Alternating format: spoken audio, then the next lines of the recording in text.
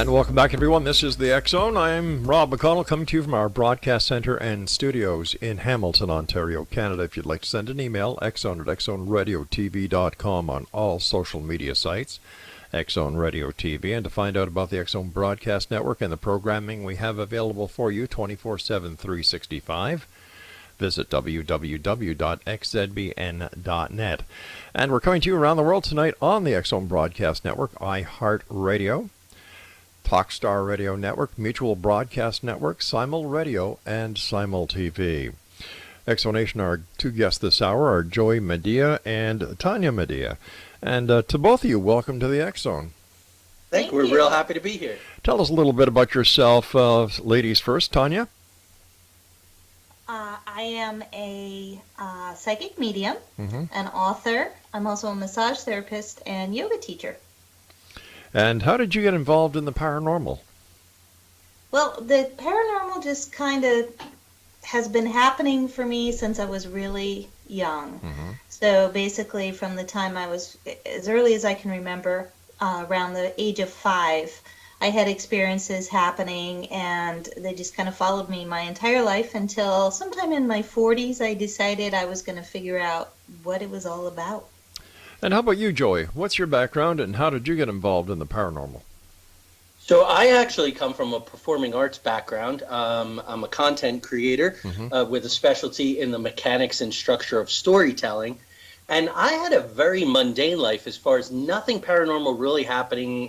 When I was 16 years old, had a very odd experience with a Ouija board. But it wasn't until I got together with Tanya and we wound up visiting Point Pleasant, West Virginia, that the whole world of the paranormal opened to me. So that's been probably about 10 years. So I understand that you've written a number of books, Joey. Tell us about them. Okay, so I've written some nonfiction books about the mechanics of storytelling. Right. I've written a couple of fiction books. So one is a Knights and Dragons tale, sort of like a J.R.R. Tolkien kind of thing. The other one is a postmodern fallen angel vampire novel. And then with Tanya here, we wrote a book just this past year called Watch Out for the Hallway, our 2-year investigation of the most haunted library in North Carolina. And what is the most haunted library in all of North Carolina, Tanya? The Webb Memorial Library, which is located in Morehead City on the Crystal Coast of North Carolina. Now, why did you decide that this was going to be the focus of a 2-year investigation, Joey?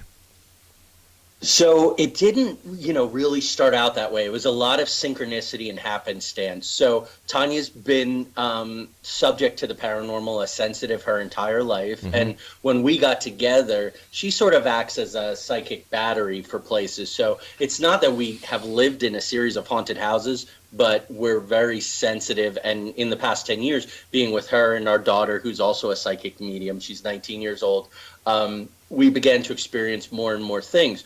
So we began to investigate. We had an experience 9 years ago with an interdimensional being in Point Pleasant, West Virginia. And then we were mentored. We were lucky enough to be mentored by the likes of Rosemary Ellen Guiley and other people like that. And so when we moved to the Crystal Coast of North Carolina as a content creator, I got together with a historical education company. And one of their mothballed events was this investigation where you could take the public into this very haunted library. So Tanya and I had an audition with the owners of the program, which we passed. And it was about a year into it that we really realized that there was a book here, because we were amassing so much data across such a wide spectrum. And it just turned out that exactly lasted 2 years, the investigation. Now, what formal training do either one of you have as professional investigators or scientists? Tanya, you want to start? So, as Joey mentioned, after we had seen the interdimensional being in Point Pleasant, West Virginia, we spoke to some locals in Point Pleasant who knew of some paranormal investigators. Right. And they connected us with those individuals, one of whom, who Joey mentioned, was Rosemary Ellen Guiley. But there were several other people who had been doing this for quite some time and had amassed just decades of research experience and so forth. So They really trained us. We went on several investigations with them and just kind of observed for several years and just watched what they did and took notes. Okay. And then Joey and I, of course, have just been reading about and studying about a lot of these things. My grandmother was a psychic medium. She taught me from a young age about a lot of things that I now apply during our psychic investigations. Well, hold on here just for a second. So to answer my question, you have no professional training in either the art of investigation or science, right? We have no professional training Okay. in science. Okay. Yeah. All right. So, Joey, what makes the Webb Library so haunted? So there's several factors. It's in close proximity to salt water, the ocean, the Crystal Coast. The Crystal Coast is the tourist name of that area. The other name is the graveyard of the Atlantic. So there are over 5,000 shipwrecks, including 350 from German U-boats in World War II. So there was a lot of evidence corresponding to that time. So a lot of maritime-related hauntings from the oil tankers that were sunk by the U-boats. There were a lot of burn victims that we encountered. There was a hospital right across the street that then became a nursing home. There were 2 doctors' offices on the first floor of that building before it became a library. So again, a lot of sickness, death, a lot of grieving. There was a nefarious guy upstairs who ran the what was a textile training facility up there, and I think his imprint is there. And the design of the building creates what we believe very strongly to be a portal. Plus, there's a radio tower across the street. So it's a sort of a perfect storm of different paranormal elements all coming together. So what would the life of a nefarious textile merchant have to do with the paranormal? Like, was he killed there? Was he murdered there? Or was it just he was a rotten guy and he was in that building? Great question.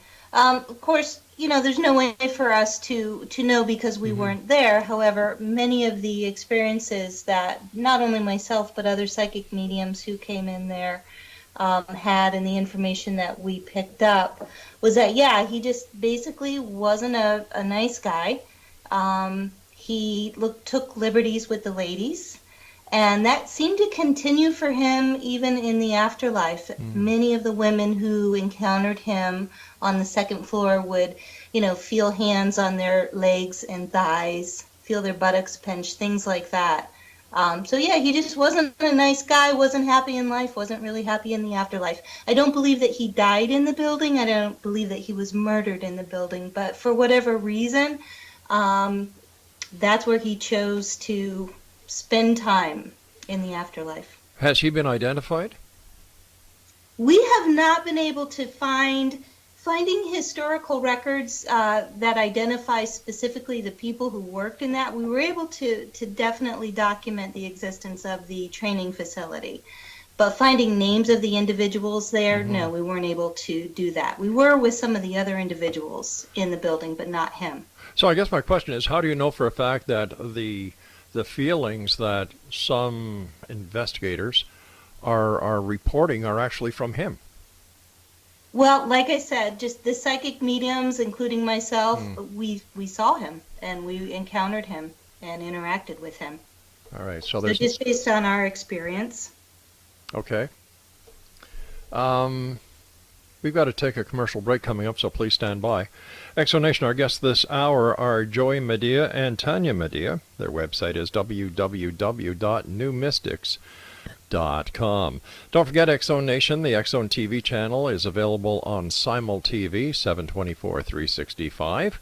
We've got some great shows on there. We have some great documentaries, everything for anyone who's interested in parapsychology.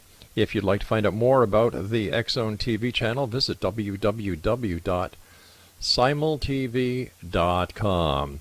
Now, I'll be back on the other side of this commercial break as we continue with our 2 guests this hour, talking about the paranormal, the strange, the weird, and the bizarre, and the Webb Library. This is the Exone. I am Rob McConnell. Don't go away.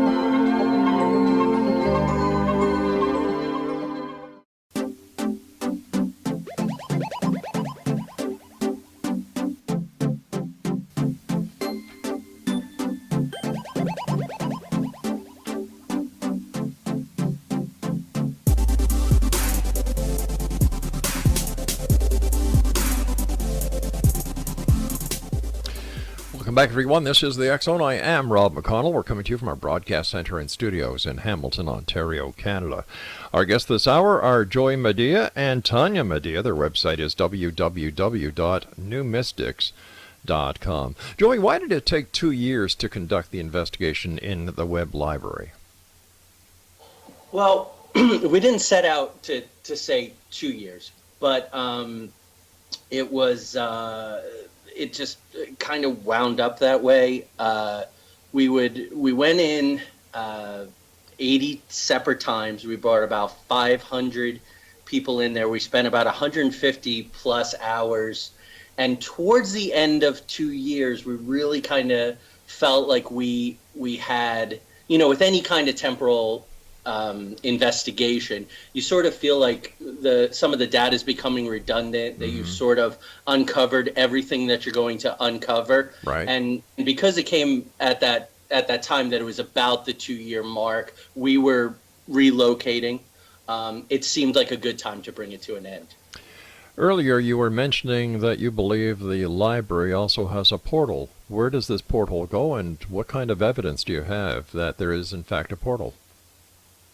So the evidence is multi-level. I'll tell you a little bit about it, and then Sure. I'll have Tanya put in. So if you and your listeners are familiar with the Asian concept of feng shui, right? Yeah. How you, locate things in space. Well, if you take two mirrors or two windows and face each other, it could thin the veil between our dimension and another dimension.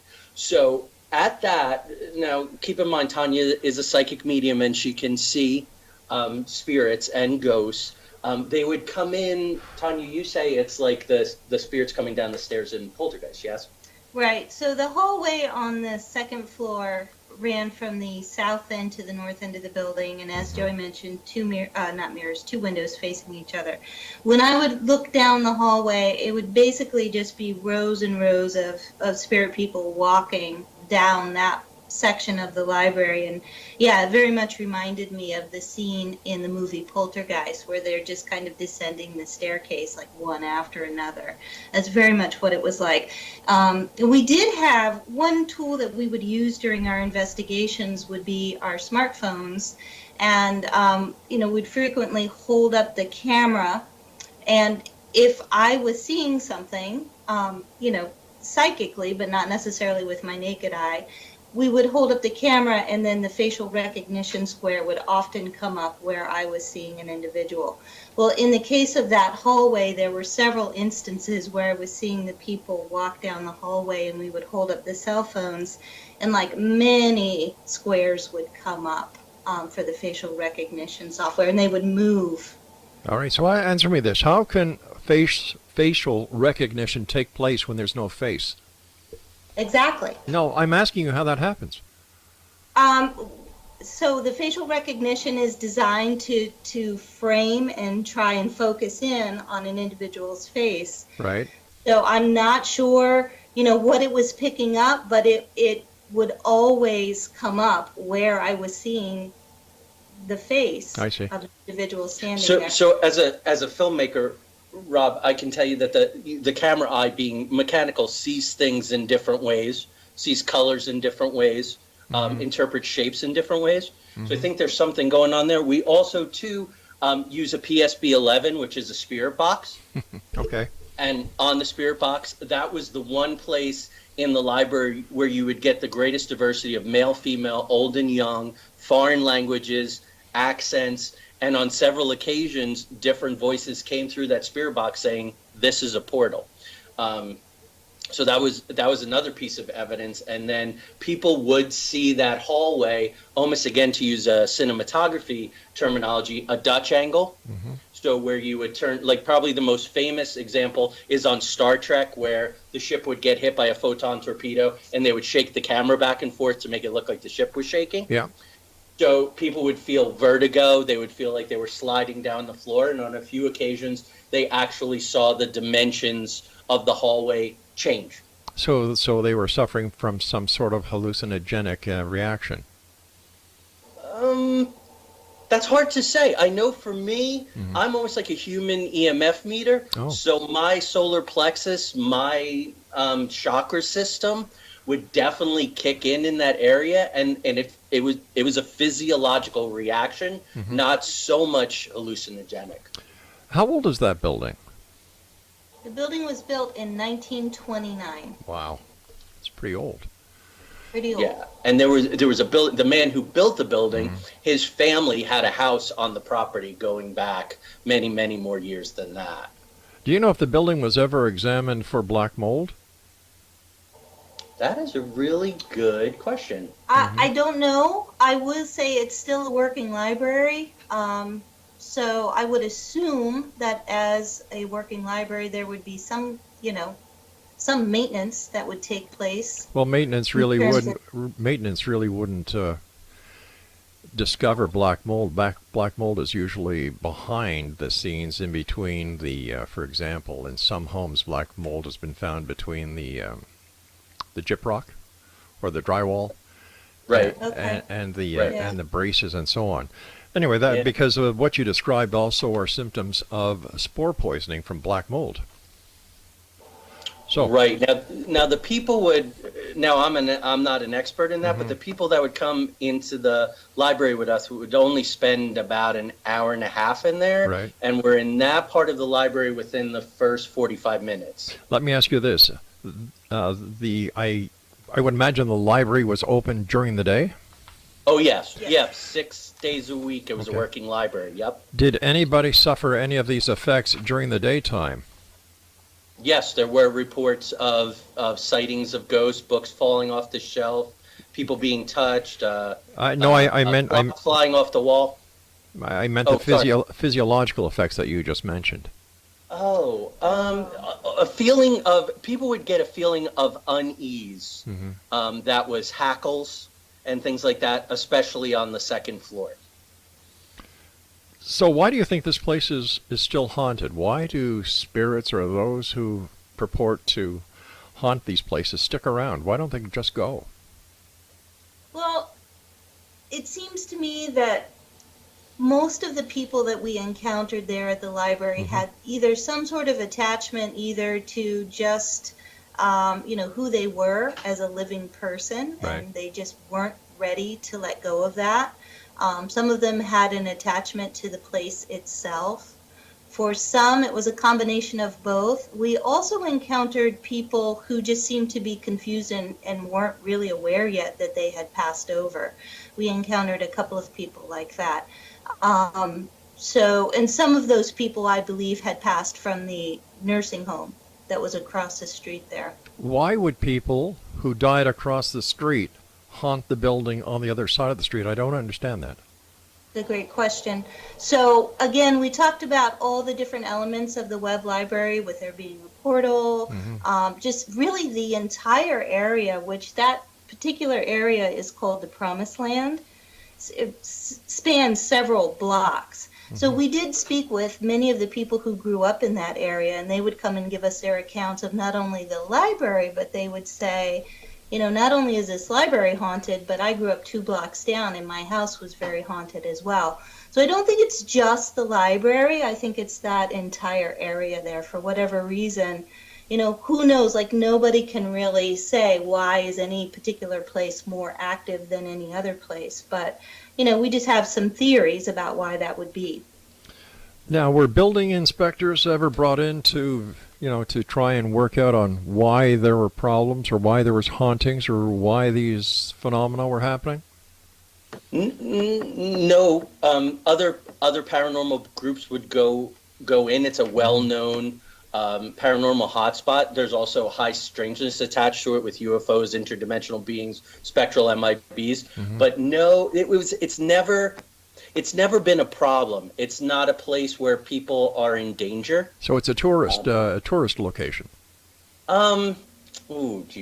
They would prefer, I think, that it was not a tourist location, but it does have a bit of a reputation, especially since our book came out 5 months ago, drawing even more attention to it. But never a situation where it was so problematic that they would feel like they needed to bring in someone to solve it.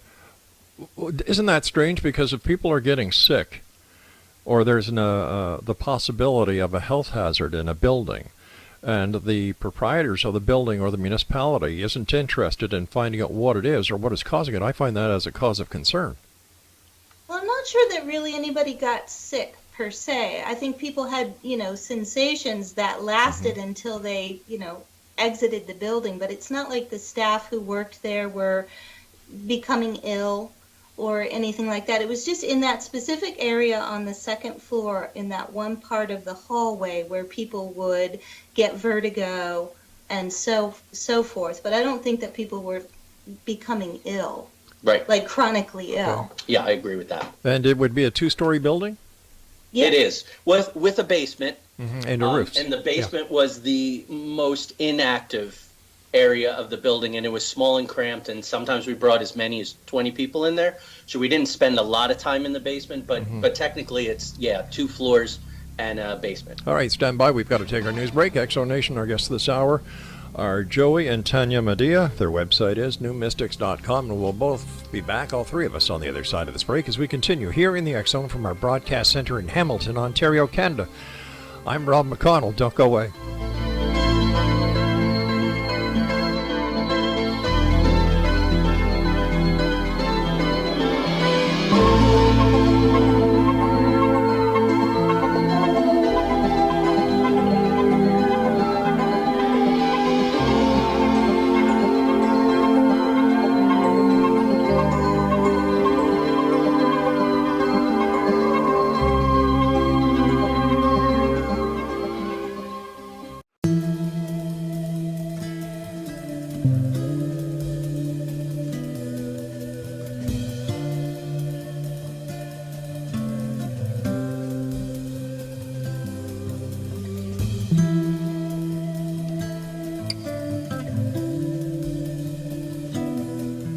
And welcome back, everyone. This is the X Zone. I am Rob McConnell, and you're listening to us on the iHeart Radio Network, Talkstar Radio Network, Mutual Broadcast Network, Simul Radio, Simul TV, and of course on the X Zone Broadcast Network.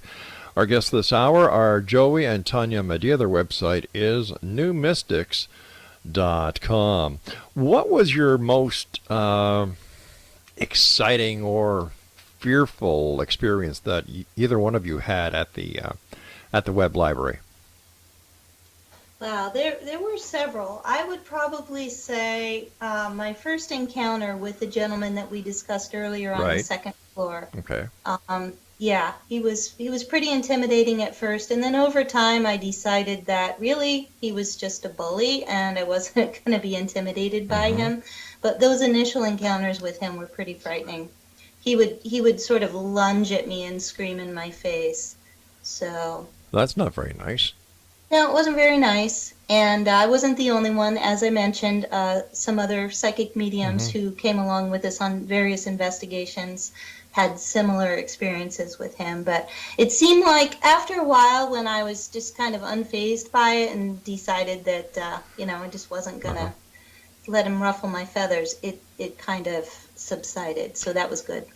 And for me, about a year into our investigation, so the summer of 2017, there were some UFO sightings in conjunction with some sightings of interdimensional beings or experiences we had in the spectral men in black that I mentioned, following which for about 2 months, we had what I described as a horde of angry male spirits that congregated on the opposite side of that portal hallway. And at one point, we almost shut the investigation down. They were very unsettling. They would curse and threaten during the through the PSB-11, through the spirit box. They really made people feel uncomfortable, especially women, that they were being looked at, that their space was being invaded. And to me, that was the most frightening thing. They weren't demons. They were nothing but spirits and ghosts of passed on men who had retained their anger in the afterlife and had sort of congregated together on the heels of this other high strangeness. So what's the difference between a ghost and a spirit? So a ghost is really someone who hasn't moved on yet. So like I mentioned before, ghosts are spirit people who really still have an attachment for whatever reason. They might be attached to a location. A lot of times I think they're still attached to their personality, the ego of who they were when they were living. So they've decided for whatever reason that they're not going to move on. Spirits, on the other hand, have moved on and are, what we consider on the other side in the spirit realm, with the other spirit people who assist us, guides and so forth. And they can come and visit us, but they don't dwell here on this plane. Okay, so why would they be together, and why would they kind of be angry? So we were able to communicate with some of them. One we knew for sure felt like he had died too young and was robbed of his life, and he was very, very angry about that. Right. Why we feel like they congregated goes back to the idea of this portal. So if you're, and I'm a storyteller, so I deal in metaphor sometimes to help, illuminate these abstract ideas. But the way I see it is a lot of it is the darkness, and here is this light, this portal that's on, and I think they get attracted to it. And I think because of this foreman who was very, very angry, when he left, I think it kind of caused a void. So we had a Toltec trained shaman who we were close with, that we had studied with for a long time. He came to the Webb to visit, and he said that textile guy was sort of like the grumpy old uncle. Well, a grumpy old uncle in a family does serve a purpose. He kind of keeps everybody in line, and if anybody's going to be grumpy, it's going to be sort of him. Right. So when this textile guy moved on, I think it kind of opened up a void where some other things came in. And like I said, through MUFON, we found out that around that same time there was a UFO sighting. So there was this multi-layered high strangeness, and I think the energy of that second floor, because of the death, because of the suffering, because of that textile guy, it like attracts like sometimes, and I think that they wound up clustering there for a time. So why did they stay on the other side of the street? Why didn't they enter the building and go to where the portal was? Oh, they did. They were in the building. So when I say the opposite, I'm sorry, when I say the opposite end of the hallway. So the entrance of the portal, which faced the hospital, which just beyond the hospital was the water. So you had the water where oftentimes the UFO sightings were. You had the hospital that became the nursing home. Across the street, then you have the window, which we think served as the portal into the library. Gotcha. Then when you went down that hallway from south to north, at the far end of that hallway, that's where they congregated. I'm sorry I wasn't clear. The UFO connection, can you tell me about that? Sure. So there were two different instances where we had the UFOs come in, and I just want to check my notes here so I get the dates right. Sure. So one was on, and you can check this on the MUFON website, was October 1st of 2016. And that's before we really began to experience some elevated activity on the second floor. The second one was on July 13th of 2017, and that was a New Fork report. So for people who don't know, that's the National UFO Report Center. And 8 days after that is when we experienced the interdimensional being and the spectral MIBs. Describe the interdimensional being. Go ahead, Tom. So when I was initially seeing this being, I really couldn't get my head around it. So I really didn't say anything at the time to the group because it was just so weird and unusual that I didn't say a word about it. On that evening, there was another psychic medium with us, and she was looking at the same spot that I was looking at, and she turned at me and said, "Do you see that hairy, fanged creature standing there? What is that?" And she described exactly what I was looking at, although, like I said, I didn't say anything because I had no idea what I was looking at. But it basically looked like a stocky, round-bellied, fur-covered, pointy-eared humanoid creature. It made absolutely no sense to me, but that's what I saw. How come it was only the psychics who saw that and not the rest of the investigators? We were seeing psychically, so we weren't seeing it with our naked eye. So as a medium, when I see spirits, I see them in my mind's eye more than I see them, just like standing there with my naked eye. Now, myself and some other people did hear it. We heard the breathing and we did hear the low growl. So I do have what's called clairaudience.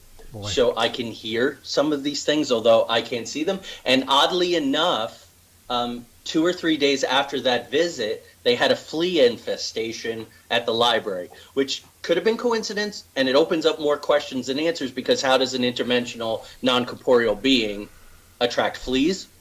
But I can only tell you that that was the sequence of events. All right. Have either one of you actually seen a UFO? And I don't mean via psychic abilities. I mean, like using your eyes. Yes. And was that sighting in any connection with the sightings that were reported by MUFON or Peter Davenport at the NUFORC? No. No, not there. The sighting that we had was in Morgantown, West Virginia, on I-79 in 2010, 2011.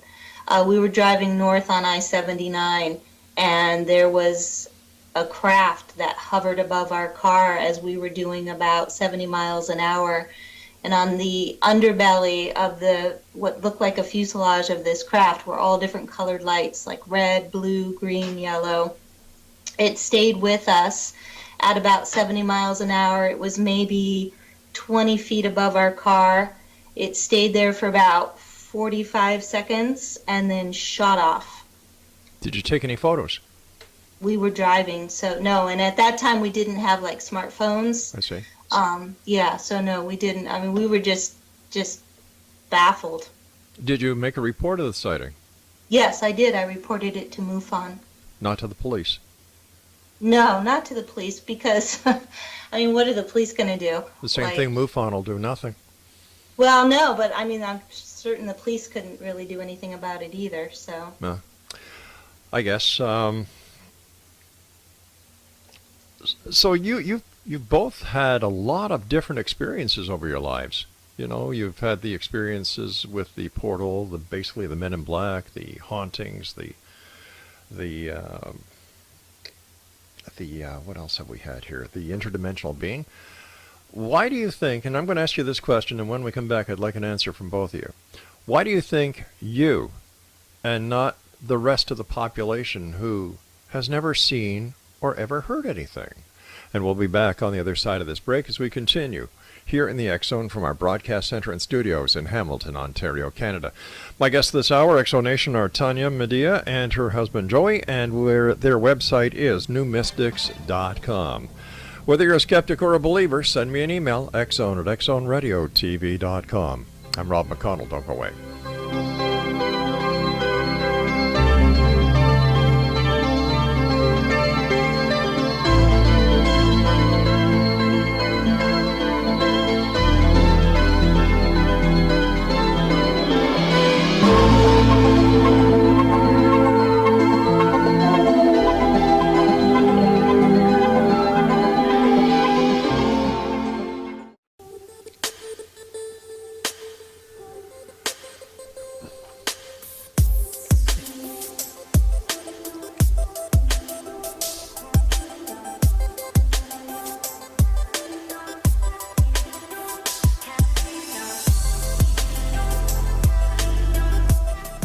X Zone Nation, 3 new TV shows on the X Zone TV network channel starting in February. Number 1, you have Paranormal Court TV. Number 2, you have Ghost Diaries. And number 3, Witness to the Paranormal. Also starting in January, a brand new radio show here on the X Zone Broadcast Network, Heart to Heart with Dan and Angela Clark. For all the programming information that we have and all the new shows we have coming on board, visit www.xzbn.net. Tanya and Joey Madia, our special guest, their website is newmystics.com. I guess one of the problems that people have when it comes to understanding the claims of those who have paranormal experiences, how can something that is invisible not, touch, how can somebody feel the sensation of a hand when there's nothing there that they can physically see? How can you hear footsteps when there's no mass? How do you answer these questions? Well, I guess the first thing I would say is, there are a lot of things that exist in the universe that we can't see, but yet they exist. Such as? Electricity. Yes, but we also know how electricity works. Right, but just because we haven't figured out how this works doesn't necessarily negate its existence. But if paranormal investigators are able to have conversations with spirits or ghosts, can't they tell how this works? Well, we're developing some theories, and I think that quantum physics comes into play. Everything is energy, and we are in a dense energy, low vibrational, because we're contained in this heavy matter suit that we call the human body. Once we're released from that, consciousness, energy, right? Energy is neither created nor destroyed. It simply changes form. We do have sensing systems in the human body that go beyond the typical five senses. And but how do we? I understand the aspect of quantum physics. Right. But applying that to the world that we know right now, how do we justify the claims of paranormal investigators? Through the cross tabulation of data. So you do have voices come through PSB-11s. You do have psychic mediums who see and hear these things. They are energy, so they are measurable.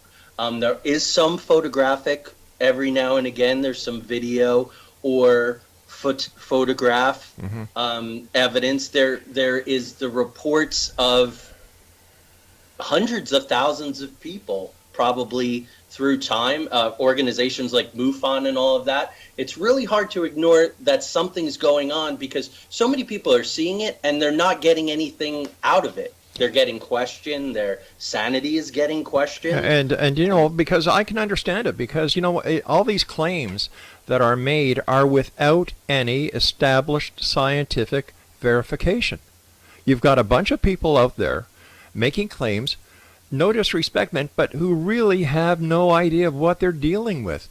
They are not fully trained investigators. I was a police detective. I worked criminal crime scenes. I know what is involved in the establishment and the maintenance and securing of evidence.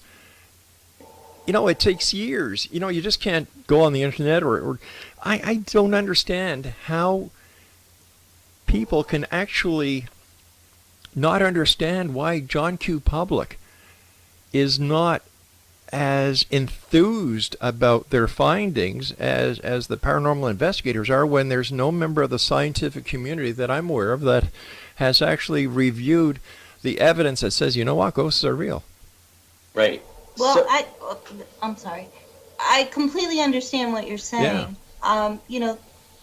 Just because we currently don't have the technology, maybe in our lifetimes there will never be the technology to, beyond the shadow of a doubt, confirm the existence. All I can tell you is that for people like me and many people that I know, many people that I work with, right, we know what our experience is. I personally don't care whether anyone believes me or not. I'm just telling you my truth. This is what I experienced. It's totally up to whomever, whether they want to believe that or not. That's fine. That doesn't affect me at all. But I can tell you that there are a lot of people who have these experiences and they want to understand at least, like, what is this? Or, what I mean? Like, why am I having this experience? So there are a lot of people who do have these experiences. Nobody can say with any kind of certainty. You're absolutely right. There is no scientific way right now to really break this down and study it and find out exactly what's at the heart of it. But it doesn't mean that people aren't having these experiences. And it also doesn't mean that these people are imagining them or that they're hallucinating or that they're crazy. at all. But I think that there are a lot of people out there who have experiences, and they're afraid to even talk about it. But what happens? What happens if all these investigations keep going on and there's no evidence to substantiate any of these claims, scientifically or otherwise? Rob, so here's my feeling. Okay. I agree with Tanya that we're not evangelists in the sense that it's not our mission to convince anyone of anything. But I do believe that it is our responsibility. So I have a background in social justice, in creating plays and material to present for young people where the stakes are very high. So although I'm not a trained police detective or a forensics or trained in science, I do know how to research, how to interview, how to cross-tabulate data, to use, people's experiences, the electronic experiences, the historical research. So in our book, and one of the highlights for the publisher was the fact that we have 2 chapters where in detail we talk about the different forms of research that we're using. So I'm pretty confident that Tanya and I have a certain integrity that we bring to it. We understand the difference between cynicism and skepticism. Right. I am a skeptic. I'm just starting now, after almost 10 years, to be able to see glimpses of non-corporeal beings, after never being able to do that before. I think, though, with NASA mapping portals, I think with D-Wave Kratom quantum computers, where Jordy Rose, who's the CEO of D-Wave, is talking about going into parallel dimensions, I think that it is time to close the gap and to have conversations where these things are possible. And it's always interesting for me where people say, well, the scientific methodology does not substantiate these things. I think we're dealing with something where our current scientific tools are maybe not applicable or up to the demands of this, and we need to start looking at legitimate alternative, like the cross-tabulation I'm talking about. Why shouldn't historical research, interviews with people, we have to make a decision. As a detective, when you interviewed somebody, you had to make assessments on whether or not they were telling the truth. Based on evidence. Right, and we over the course of the 2 years, as cataloged in the book, gathered a lot of evidence that was not a standalone thing, but we tried to at least try to triangulate as much as we possibly could. So what is your ultimate hope after people read your book?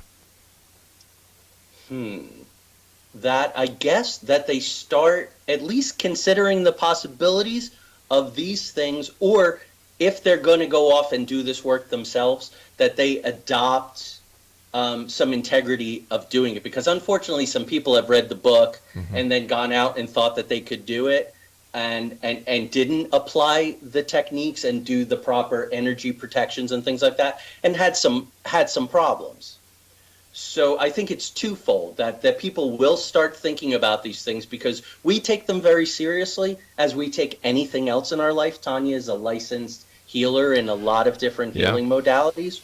I'm formally trained through college and 30 years of practical experience in the things that I do with storytelling, teaching, training, advocating. And we brought those same integrity and that same sense of responsibility. We don't make any hard or fast comments. Someone read the book and came back and said, I really wish you had buttoned this up better. And I said, but you really can't, because this is a thing that we're just trying to begin to really understand this phenomena. So it would be irresponsible to say that's definitely what this is.